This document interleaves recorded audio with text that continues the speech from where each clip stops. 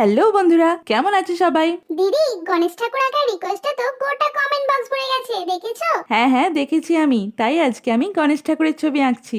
ও বাহ, খুব ভালো দিদি। বহুজন কমেন্ট করে তোমাকে গণেশ ঠাকুর আঁকতে বলেছে।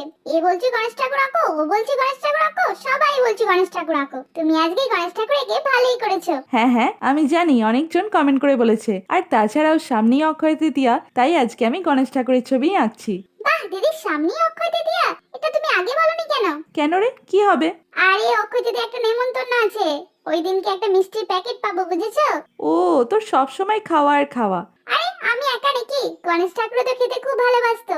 আচ্ছা বন্ধুরা, কমেন্ট করে বলো তো গণেশ ঠাকুরের ফেভারিট মিষ্টি কি? হ্যাঁ বন্ধুরা, প্লিজ কমেন্ট করে জানাও। আর অবশ্যই আমাদের চ্যানেলটাকে সাবস্ক্রাইব করে দিও। হ্যাঁ হ্যাঁ, আর লাইক কমেন্ট করতে ভুলবে না কিন্তু।